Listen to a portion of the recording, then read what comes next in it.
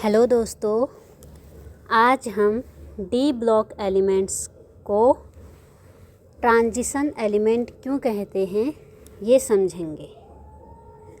सबसे पहले हम जानते हैं कि डी ब्लॉक एलिमेंट्स का जनरल फॉर इलेक्ट्रॉनिक विन्यास क्या होता है। इसका इलेक्ट्रॉनिक विन्यास है n-1 D1 to 10, 4s1 to 2। इसका मतलब क्या है?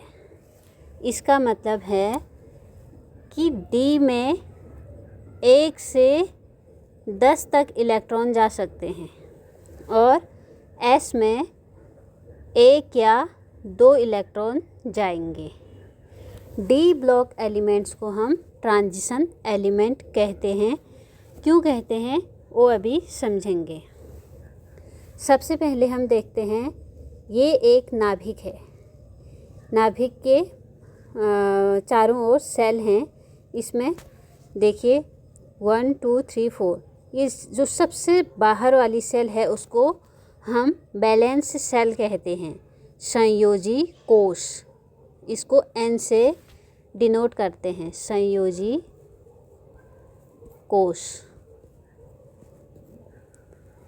फिर n-1 इसको पेनल्टीमेट सेल कहते हैं। पेनल्टीमेट सेल मतलब जो वैलेंस सेल है उसके अंदर वाला सेल। ये वैलेंस सेल है, इसके अंदर वाला सेल पेनल्टीमेट सेल कहते हैं। इसको n-1 से डिनोट करते हैं। फिर पेनल्टीमेट सेल के अंदर वाला सेल, इसको कहते हैं एंटी पेनल्टीमेट सेल। ये n-2 से डिनोट करते हैं। ये F ब्लॉक में आता है, ये D ब्लॉक में आता है, D ब्लॉक। अब हम जानते हैं transition elements. D block elements को ट्रांजिशन एलिमेंट क्यों कहते हैं? क्या सभी डी ब्लॉक के एलिमेंट्स ट्रांजिशन एलिमेंट हैं या नहीं? अगर हैं तो, अगर नहीं हैं तो क्यों नहीं हैं, इसको भी हम जानेंगे। ट्रांजिशन एलिमेंट मतलब क्या है? जिसमें डी ऑर्बिटल पार्शियली फिल्ड होता है, मतलब आंशिक रूप से भरा होता है, पूरा भरा नहीं होता है, आंशिक रूप से भरा होता है। जैसे ये है डी ऑर्बिटल 1 2 3 4 5। इसमें हमने इसमें टोटल कितने इलेक्ट्रॉन जा सकते हैं? 10 इलेक्ट्रॉन जा सकते हैं। 1 2 3 4 5 6 7 8 9 10 इलेक्ट्रॉन जा सकते हैं। लेकिन ये कह रहा है ये पार्शियली फिल्ड होना चाहिए। तो पार्शियली फिल्ड कैसे होगा? ये तो D10 है, D9 का बनाते हैं। पार्शियली फिल्ड मतलब D1 से D9 तक आने से इसको हम कहेंगे पार्शियली फिल्ड। ठीक है। इसमें 1 2 3 4 5 5 डिब्बे हैं। एक डिब्बे में 2 इलेक्ट्रॉन जाएंगे। तो 1 2 3 4 5 6 7 8 9। ये है पार्शियली फिल्ड डी ऑर्बिटल। मतलब इसमें फुली फिल्ड नहीं है, ये 9 इलेक्ट्रॉन है। 1 से 9 तक इलेक्ट्रॉन भरे जाएंगे इसमें। तो इसको कहेंगे ट्रांजिशन एलिमेंट। अब हम देखते हैं इसको ट्रांजिशन एलिमेंट क्यों कहते हैं। इसके 2 रीज़न हैं। एक तो डी ब्लॉक की पीरियोडिक टेबल में स्थिति। पीरियोडिक टेबल में डी ब्लॉक को कहाँ पे रखा गया है उसके हिसाब से हम इन्हें ट्रांजिशन एलिमेंट कहते हैं। क्योंकि जो पीरियोडिक टेबल है उसमें डी ब्लॉक को जो है एस ब्लॉक और पी ब्लॉक के बीच में रखा गया है। एस ब्लॉक बहुत ज़्यादा क्रियाशील धातु हैं और पी ब्लॉक में धातु अधातु और धातु अधातु और मेटल्स मेटल आते हैं, नॉन मेटल आते हैं और उपधातु मेटेलॉइड्स आते हैं। इन दोनों के बीच में डी ब्लॉक को रखा है। जो डी ब्लॉक है वो ब्रिज का काम करता है, पी और एस ब्लॉक के बीच पुल का काम करता है, जिसमें जो डी ब्लॉक के तत्व हैं, इस डी ब्लॉक के तत्व जो हैं वो एस ब्लॉक से और पी ब्लॉक की तरफ बदलने पर इनके जो गुण हैं वो भी चेंज होते हैं। एस ब्लॉक में क्या है, बहुत ज़्यादा रिएक्टिव क्रियाशील धातुएं हैं। पी ब्लॉक की तरफ जाने पर क्या हो रहा है, डी ब्लॉक में सारी मेटल्स आती हैं। फिर वहाँ पी ब्लॉक में क्या हो रहा है, वहाँ पे पी ब्लॉक में मेटल्स भी आ रही हैं, नॉन मेटल्स भी आ रही हैं और मेटेलॉइड्स। तो गुणों में चेंज हो रहा है ना। पीरियड में लेफ़्ट टू राइट जाने पर क्या हो रहा है, चेंज आ रहे हैं। और डी ब्लॉक उनमें उनके बीच जो है ब्रिज का काम करता है, इसलिए इनको क्या कहते हैं, ट्रांजिशन एलिमेंट कहते हैं। पहला रीजन तो इसकी पीरियोडिक टेबल में उसकी पोजीशन है। फिर दूसरा रीजन है इलेक्ट्रॉनिक कॉन्फ़िगरेशन, इलेक्ट्रॉनिक विन्यास। अब देखिए, वे तत्व जिनके परमाणु या आयन में डी ऑर्बिटल आंशिक रूप से भरे होंगे वही ट्रांजिशन एलिमेंट होंगे।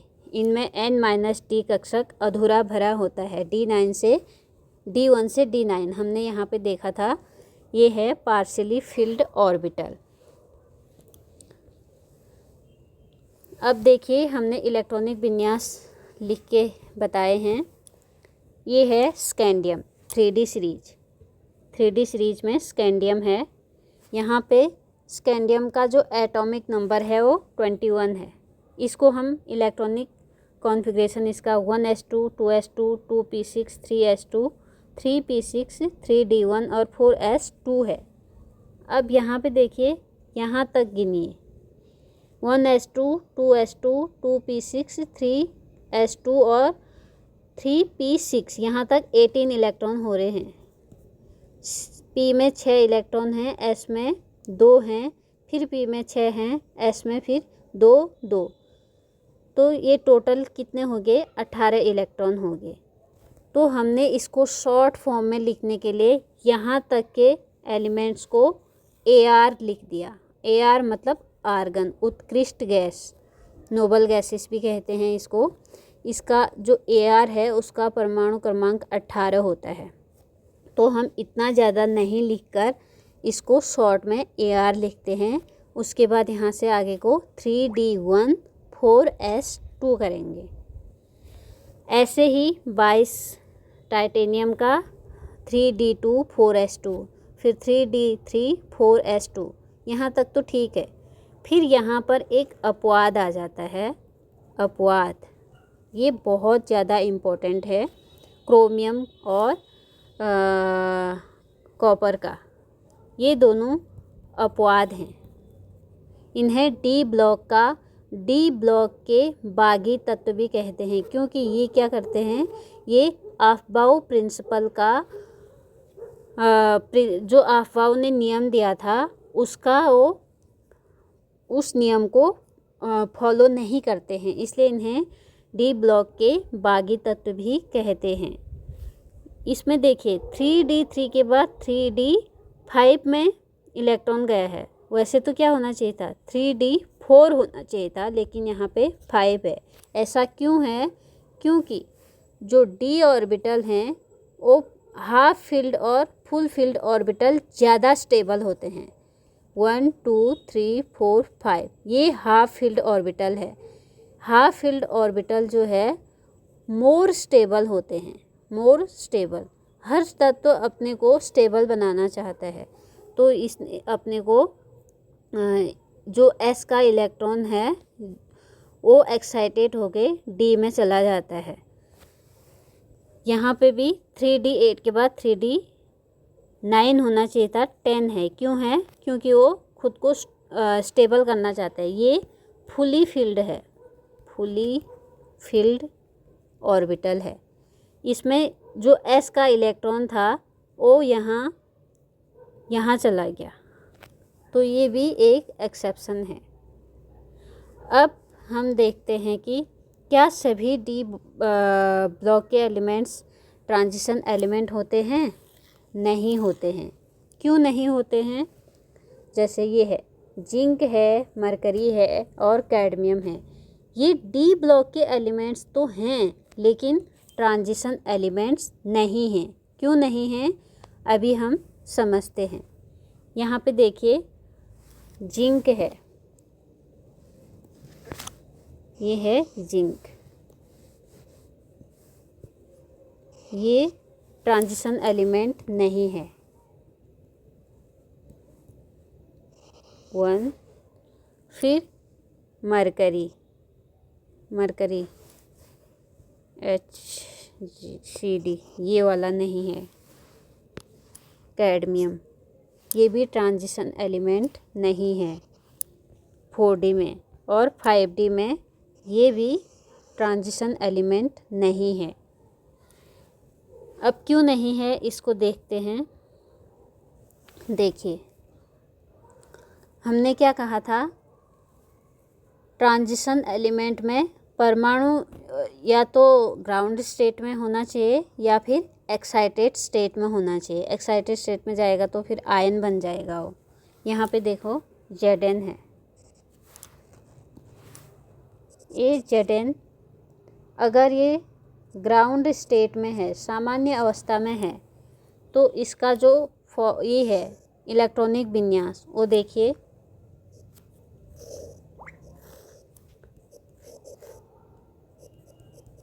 दो s के इलेक्ट्रॉन हैं, 4s2 और 3d10, 1 2 3 4 5, 1 2 3 4 5 6 7 8 9 10 इलेक्ट्रॉन।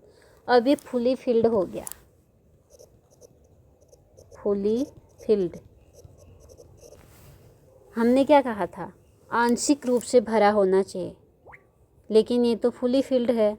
अब इसको अगर हम Zn2 पॉजिटिव बना देते हैं तो क्या होगा, तब भी ये 2 इलेक्ट्रॉन अगर Zn2 पॉजिटिव बनाएंगे तो यहाँ पे s के 2 इलेक्ट्रॉन चले जाएंगे, फिर भी तो ये फुली फिल्ड ही रह रहा है।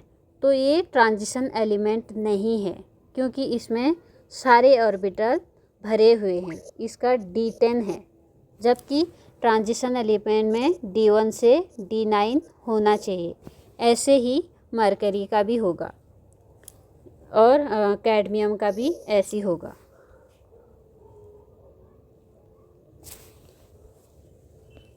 अब हम देखते हैं, क्रोमियम और कॉपर को बागी तत्व कहते हैं। क्यों कहते हैं? ये अफबाउ प्रिंसिपल को नहीं मानते हैं, इसलिए इन्हें बागी तत्व कहा गया है। जैसे क्रोमियम 24 है इसका परमाणु क्रमांक। अब इसको हम वैसे तो इसको ऐसा एक्सपेक्ट करते हैं Ar3D4 4s2, लेकिन होता क्या है, ये होता है 3D5, क्योंकि ये अपने को स्टेबल करना चाहता है, स्टेबल। यहाँ 3D9 4s2 है। अब यहाँ पे देखिए Cu है, इसमें 3D, आपने अभी तो कहा था कि D में 10 इलेक्ट्रॉन नहीं होने चाहिए, लेकिन यहाँ पे तो 10 हैं कहोगे आप। लेकिन हमने एक चीज़ और कही थी, इसमें देखिए 1 2 3 4 5 और यहाँ पर 2 इलेक्ट्रॉन थे, ठीक है। यहाँ पे 1 इलेक्ट्रॉन है ना, 1 2 3 4 5 6 7 8 9। वैसे ऐसा होना चाहिए था और यहाँ पे ये होना चाहिए था 2s और 3d9। लेकिन ये क्या करता है, अपने आप को स्टेबल बनाने के लिए और ज़्यादा स्थायी बनाने के लिए 1 इलेक्ट्रॉन यहाँ आ जाता है, एक्साइटेड कूद कर यहाँ आ जाता है। तो यहाँ पे क्या बचता है, यहाँ पे 3d10 हो जाता है और यहाँ 2s1 हो जाता है। अब देखिए, इसको मिटाकर मैं दोबारा समझा रही हूँ, यहाँ नीचे समझा देती हूँ। अब यहाँ पे देखो 1 2 3 4 5 और यहाँ पे ये वाला इलेक्ट्रॉन यहाँ चला गया, तो 1 2 3 4 5 6 7 8 9 10 ये यहाँ आ गया और ये यहाँ पे एक ही इलेक्ट्रॉन बच गया। इसको कहते हैं एक्साइटेड स्टेट। ये है ग्राउंड स्टेट। ग्राउंड स्टेट में 9 थे, लेकिन ये बहुत ज़्यादा अनस्टेबल हो जाता है, ये खुद को स्थायी करना चाहता है, तो यहाँ से एक इलेक्ट्रॉन कूद कर यहाँ आ जाता है। तो यहाँ पे 3d10 हो गए और यहाँ पे क्या हो गया 4s1। अब ये ऐसा क्यों करते हैं, इसका अपवाद का रीज़न क्या है? पहला है सिमेट्री। जो प्रकृति को समरूपता पसंद है, ठीक है, वो जब ऑर्बिटल आधे या पूरे भरे होते हैं तो इलेक्ट्रॉन का वितरण समान होता है, सिमेट्रिकल हो जाता है। जैसे यहाँ पे समान इलेक्ट्रॉन है, सिमेट्री हो गई है यहाँ पे, सिमेट्रिकल, जिससे ऊर्जा कम होती है और स्टेबिलिटी बढ़ जाती है। इसकी एनर्जी कम होगी और स्टेबिलिटी ज़्यादा होगी, इसलिए ऐसा करते हैं। और दूसरा है एनर्जी एक्सचेंज। जब इलेक्ट्रॉन एक ही सबसेल में अपनी जगह बदलते हैं तो ऊर्जा बाहर निकलती है और D5 और D10 में एक्सचेंज के सबसे ज़्यादा मौके मिलते हैं, जिससे सिस्टम और ज़्यादा स्थिर हो जाता है। ठीक है, आज के लिए इतना ही। Thank you. अगर आप अफबाउ प्रिंसिपल को समझना चाहते हैं तो नेक्स्ट वीडियो में अफबाउ प्रिंसिपल लेकर आऊँगी। Thank you.